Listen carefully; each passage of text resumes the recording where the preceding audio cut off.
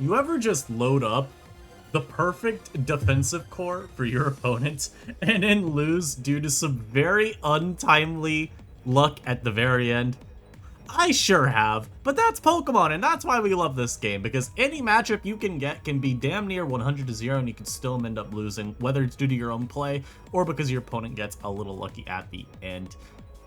I got some more SCL for y'all today. We're actually going over 2 games, and that's because I wanted to cover this Danny game, because Danny gets upset with me sometimes because I don't cover his wins. So guess what, Nathan? You're getting a win covered. I hope you're happy, Nathaniel. Anyhow, if you know, you know. But I'm going to cover the Stories Elias game first. One, because I think this game is just die. There were some turns that were like really funny, I thought. But also, I wanted to highlight Stories' team because I'm going to be real. It looks cool as hell. Not a team that I would use, I don't think, and that's mostly because it falls under the category of balance that is a little too passive for my liking. But I really thought this defensive idea here, Gligar, Bronzong, Vapo, was quite cool to see, and of course matches up amazingly in this match. Of course, y'all been enjoying the content as of late. If you enjoy daily Pokemon uploads, hopefully through the storm as well. I don't know if I'll upload enough to get my internet and electricity back. Subscribe if you're not already. Leave a like. Comment down below. What is your favorite hurricane-related disaster? Mine personally, I'm kidding. What is your favorite weather to use in Pokemon? Don't say rain. It's a sensitive topic to me. It's okay, I've been through a few of these storms. I'm allowed to make jokes at my own expense. And yeah, like I said, I believe Stories has like an insane matchup this game due to her defensive core. And like, I don't want to just label up, I don't want to just go through and be like, oh, this trick's that, this trick's that. I mean, it kind of just is that simple in some regard, right? Like, Gligar is going to do a great job of containing the Toxicroak. These aren't really running Ice Punch like that in NU. And so it's just a very, very solid counter. You've also got a good Flygon matchup. Your Zong will also check the Flygon, while also containing Gardecuno pretty effectively, as well as that Diancie. It should never be able to do much of anything. Meloetta is going to be checked by Zong, with Vapo also passing Wishes to it to make sure it stays healthy. Caparaja, Lamau, it's just not an offensive threat this battle, at least not in my view. And so you may wonder, okay, well, how can Elias win this game? Well, for starters, you know, at preview, I'm really not sure what the goal is. A lot of it, I think, really just comes down to Meloetta having, like, the right set, or Articuno being, like, the right set, right Terra type. These are a few things that run through my mind if I'm trying to make up a game plan. Because, I mean, Gardecuno, in theory, could do something. Zong checks it, but with Terra and potential setup moves, I always have to feel like this mon could maybe find a way by it. And with Meloetta, plus even, again, like we said, Diancie, and throw Flygon in there too, there will be a lot of pressure put on this Bronzong. So Story's gonna have to make sure she finds ways to actually Wish Pass to it. And, you know, like we said, right set from Gardecuno, going to be key. Right set could actually prevent that with Psychic Noise. So that is probably the path if you're Elias. Have Flygon try and overwhelm this. You know, you pretty much are just banking on Stories, relying on Zong more than Gligar at that point. Hope Meloetta can keep drawing this in and forcing damage, maybe trick it. You know, maybe you get a trick off. Diancie, I know I said Diancie could weaken this. I'm gonna be real, Diancie ain't doing nothing like that. Now on the flip side, how Story's looking to win this game. This is kind of where the passive team comes into it, because these guys are just here for fun, to eat up hits and say, lol, you suck. Mienshao on this type of build, generally, I'm expecting Scarf. It doesn't have to be, I guess, but I think you need the speed from Scarf. Loom is, you know, this is where it gets kind of funky, right? You know the Grafaiai is going to just be most likely some pivot set, because you just can't justify anything else, I don't think, on this team. Xiao, I would always almost say Scarf, but then you kind of want it to be maybe like Life Orb instead for some power. And Lorb Xiao, of course, pops through this team really effectively. Loom is kind of similar, where if it's a wall-breaking Loom, it can go kind of stupid. Alternatively, though, if you're some, like, setup Loom, I could still see worlds where it exerts a lot of pressure. Because, okay, if I get a really timely Terra Steel off on Gardecuno, I may just be able to smack it. or if I'm Terra Normal, I still probably just smack it, and there's not really much counterplay to Terra Normal Loom on this team, beyond hoping your Flygon has it in EQ range, or like Croak is out. So let's see how this game goes. So, we do see the Graph lead into the Rajamus. This is a very free knock. Had Raj gone for like Heavy Slam, as you can see from that knock damage, Graphia was most likely dead. But it's not, it just tanks the knock, parting shots on out to Loom, and unfortunately for Storky, we see it was a Toxic Orb Breloom, meaning now this Pokemon loses its entire niche practically. So, I mean, Elias gets something going there. The spikes will now be set as Loom comes back out. Part of this is because Loom, in theory, threatens Copper with fighting moves. Part of this is also just, this Loom is kind of worthless for anything more than just existing, right? So, bulks up switches, and here, I remember watching this game at first, and there's a play later that I remember being like, what the hell did you just do? This turn is important. If you're watching at home, you should notice right now why it's an important turn. Anyhow, Storky continues to get up her hazards, as Elias also agrees hazards look very nice this game. You have no removal, may as well try and do something here, right? Encore fails because, you know, Mon switched, and then we see Articuno doubled back in on the parting shot to get a million more billion trillion gazillion boosts. So Zong has to come out, and here, Terra Poison, just thrown out here, misses Air Slash, gets crit by Heavy Slam. This turn was funny. I remember watching this turn, being like, Terra Poisoning versus a Zong, what are you doing? And then missing Air Slash and then seeing Slam do that, which was just like, yeah, okay. And then we see too, the crit doesn't really matter because this thing is EQ anyway. So, why did he Terra? Well, as you see here, the Zong reveals, next turn, the Zong reveals, hurry, yes please. Thank you. The Zong reveals Strict Toxic Orb, which I didn't actually notice this not get lefties earlier. So the Flygon gets tricked. Also, Fire Punch doing 41 is insane damage, because that means Banded Fire Punch is like over 60. Crazy. Anyhow, with the Flygon poisoned, it's no longer going to be that huge threat. And this helps, of course, Stories a lot, because, well, it revealed it has coverage for Zong, so hey. Good that you got it neutralized a little bit. And now, the Vapo comes in, Outrage does 5%. You don't care. You wish up always here. No crit allowed either. And this can just get back up to a nice amount of HP. Protect does come out because, of course, this thing was still trapped in with Outrage, so you can't try and greed for anything. Not like you should, because there's a Toxic Rope. And this could always wish up again. Little surprised Raj was what came out, though, instead of the Croak. I don't know. I would have gone something else. Anyhow, this reveals Flash Cannon. So I thought that was kind of peculiar. And once again, Loom kind of just thrown out here to be the sacrificial lamb. It can get a KO if Story so chooses. And hey, I mean, it pretty much got a KO. So look at that. Breloom's still finding a way to at least add something to the match despite losing its orb early. It will now be the literal sacrificial lamb as it gets gunk shot into the sky. Dies to that Toxic Rogue, allowing for free entry for the Gligar. You can throw off an EQ, you can set more spikes if you want. I honestly think either is pretty okay. Stories chooses to just get rid of Raj there, as the Smellowedo now enters. And this was a little scary because Zong did get low early. Vapo, you know, you see that chip right there. Two-shot, not very nice, not very cash. And this is honestly where I would say the game starts getting a little hard for Stories. Not like she's in some losing position, she's still winning.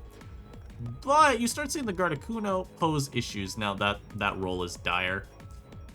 But now the Gardecuno's in. Now it's out, but give me a moment. I forgot we went through this phase of the battle where this Mon forgot how to use moves not named Roar. And yeah, Gardecuno gets in, recovers back up. This is important because this Mon needs to be at full. And this is where we start seeing why this Mon's a problem. It is Psychic Noise. And when I saw that, I was like, oh god, it's Calm Mind Articuno. It flinches her whole team down, doesn't it? We'll get there later. But keep note of that in your back of your head. Anyhow, good EQ there. It hit Gardecuno hardest anyway. But getting it into Croak is really good.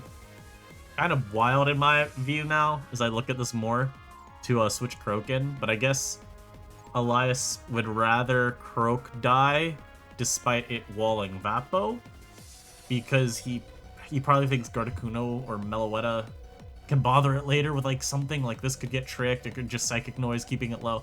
That's my assumption, right? And Gligar will always keep this one contained. So he just, as we see here, even though he could switch it and it would actually get another switch in with hazards, he fodders it off just to get some chip, which I'm not really too sure is the best play, because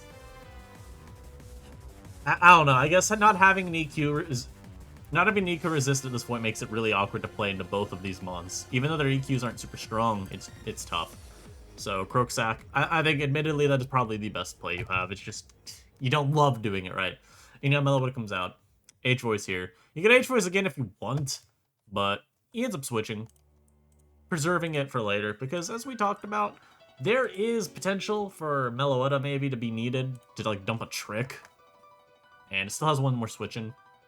Plus, at this point, Gardecuno looks insanely hard for Stories to stop. It tries Calm Minding up here. This really won't end up doing anything, but it's still threatening with this Air Slash. And I lied to y'all, by the way, because it flinches Vapo twice, and that's the whole game. Yeah, y'all didn't think it would happen like that, did you? But it actually just happens like that. Vapo gets flinched down, Zong EQ is not enough. Well, okay, it's enough because Shao can KO it, but that was what Elias needed. He needed that kind of pressure getting through those 2 months now. And now the game gets very, very tricky. So this is not over yet. Elias equalized, though. Now here, Diancie comes out.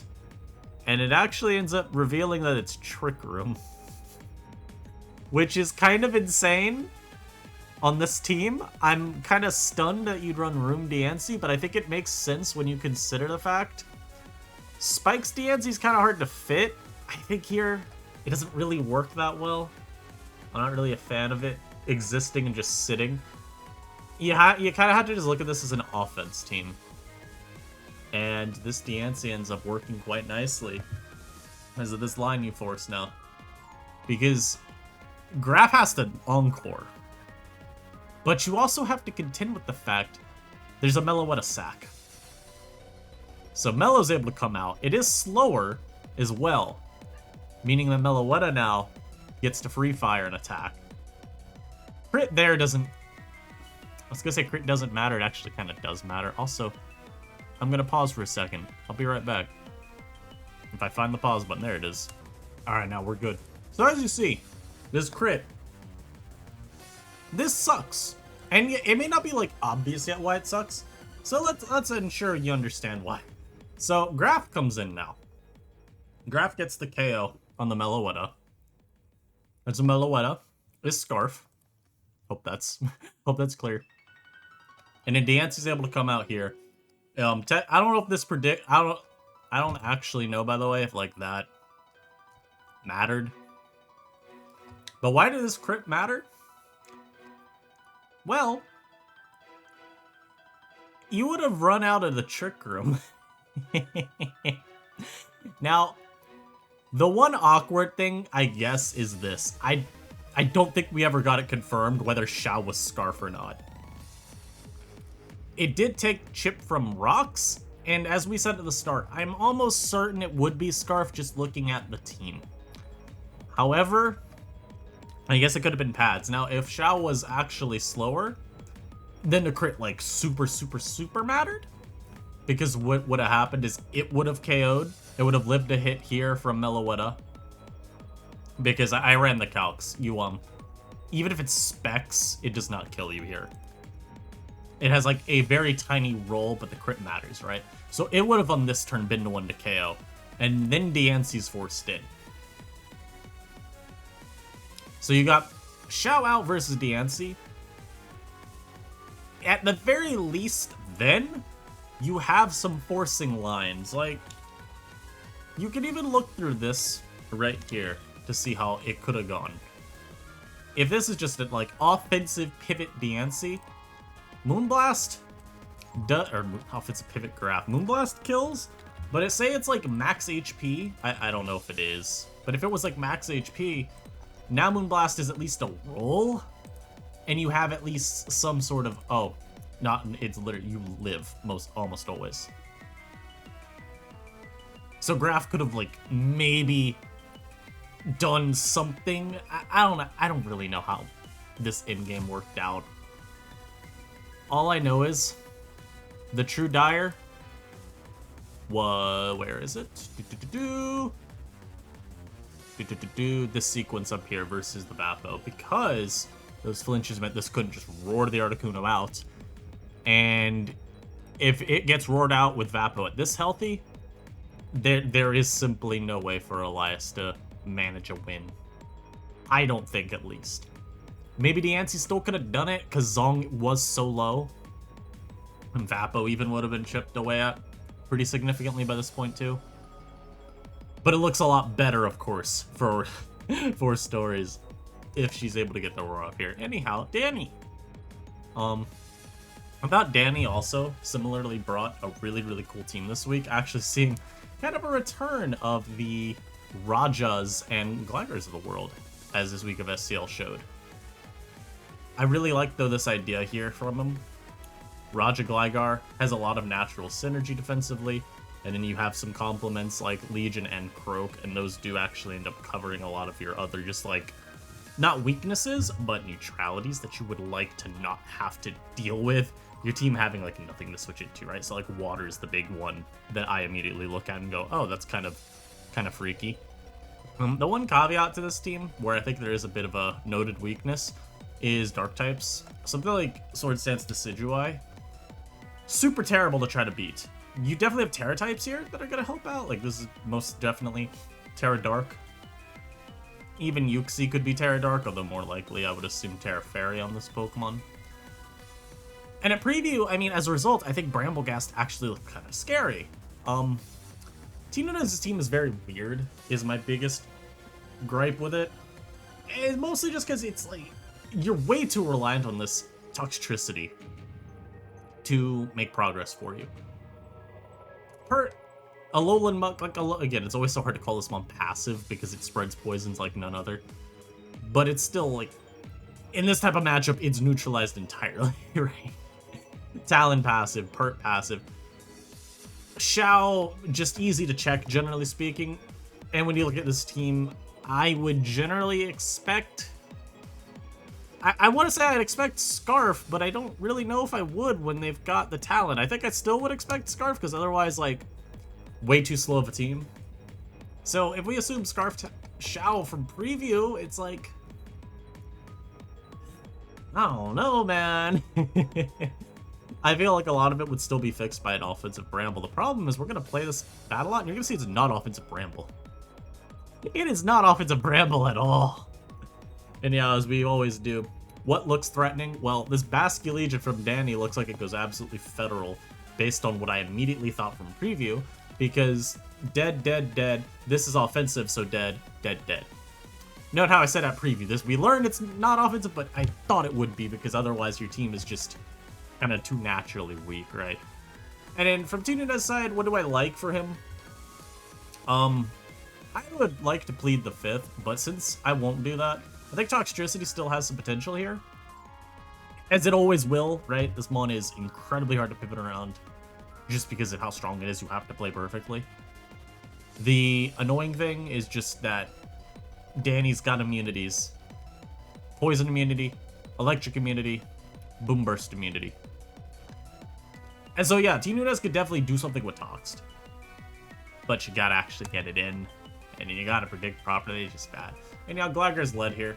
And because Pert is not a threat, Danny takes his Toxic. This will also open up the game more for Toxicroak as it plays out. So overall, you're pretty happy here. Plus, if Flip had come out first, it's like, who cares? Xiao now comes out. And this is why I'm also kind of unsure that this was Scarf Xiao. Because Triple Axle, you really only see on Protective Pads variants, because otherwise this move is just way too risky to click into Talonflames. Even into things like Helmet Glowbro, you're kind of like, eh. You can knock it earlier, but it's still kind of eh. And then Plume is also kind of, like, do you really want to be Axling Plume without pads? With Effect Spore having that 30% chance each time? Like, you are vastly more likely to get Effect Spored with Triple Axle. It is very unlikely coming out of that unscathed. And as we see here too, it's the same thing, pretty much a Flame Body. I believe it actually Axles Talon again later, or at least attacks it again later. I don't remember which. And we never see a burn, so I think this was pad shell, so do with that info as you will. Anyhow, U-turn here. Uxie comes out, mostly because this monk can't really do a ton to Uxie, like you're not really that worried now. The torrent flip, not even torrent, that just did, oh my god. Y'all, wasn't even torrent, it still took 23. I feel like that's a lot of damage. Anyhow, Danny goes out to his Gligar. Here, let me just get back on track. Gligar being the best answer available to Alolan Muck. And his EQ doing 50 to Mienshao just feels so weird to me. Anyhow, this time Danny goes Legion because his talent is kind of low. And he doesn't feel like sacking it yet. He predicts Axe will get Legion in. And again, what I said at preview, Legion looks amazing. Until you realize it's a fucking Rocky Helmet Defensive Bramble. And so Toxtrot comes out, uses knockoff, Oko's it, and they're like, what's the point? Naturally, he did not expect to get knocked. He thought maybe a gunk shot, which maybe his calcs show that he lives like lefty's gunk shot some amount of the time. And he's like, okay, well, that's fair. And he gets Life Orb knocked off, so I can't really even fault him for it. It's just absolutely diabolical turn there. I probably would have sacked Pert, but eh. Talon comes out, taunts the Rajas successfully, and then all this just to Brave Bird it again and die to Rock Slide the following turn. This one I can't excuse as much, although I can still excuse it because Pert's so low. It's just like, Brave Bird, Taunt, Roost, and then maybe U-turn last. I don't know what his last is. If he had Wisp, I would have probably always Wisped. Just because you do live after Wisp. If I'm remembering my head calcs, it's not living incredibly well, but it's tanking a hit. At the very least, then you come out of that with Talon still alive. And then you've scouted out Raj. This is just kind of ungood, though. It does not really look like there's a lot of switching Tinunas can do there anyhow. Like you even see here, because Danny's been able to keep his Terra around the whole game so far, he's just allowed now with the huge advantage he's gotten to Terra defensively into Shao CC. Big it up with a Heavy Slam. So, I don't know. This was not a good Tinuna's bring in my view. I think the team is way too passive, way too slow. It just doesn't really... I kind of struggle to see the vision with the team compared to some other weeks where I believe there was a vision. This one, eh. Anyhow, Tox Terras. I think scouting out for potential Earthquake there because he saw Life Orb knock, and sometimes that can mean it's EQ Croak if it's just going 4 attacks. So I think it's a reasonable play from him. Doesn't work out in that way, but, you know, that's the logic. Gligar crits the EQ. It doesn't matter. Muck would have died in 2 anyway. And then the Toxtricity is Force Lock into Sludge Bomb because anything else, and it literally can't win. But Toxtricity just dies to Wave Crash here anyway. And then T. Nunez saying fuck my life because he made the battle unlisted, and apparently that's against the rules. So I thought these two games were very interesting. Danny's game because I really liked his team, and I thought it was a very funny battle too. Not because like, oh, T. Nunez made the worst plays ever and Danny just smoked him, but no, it was more just like, no, the defensive Bramble, it actually checks the Legion when I thought was going to win. Oh wait, no, it just died to knock the following turn. Like, as a first-time viewer, this game was fucking funny as hell. Then he got the talent sequence, like, oh, well, he taunted Raj. And I said audibly, oh god, it's gonna be Rock Slide, isn't it? And when I saw the Copper Stain, I was like, oh god, it Rock Slided.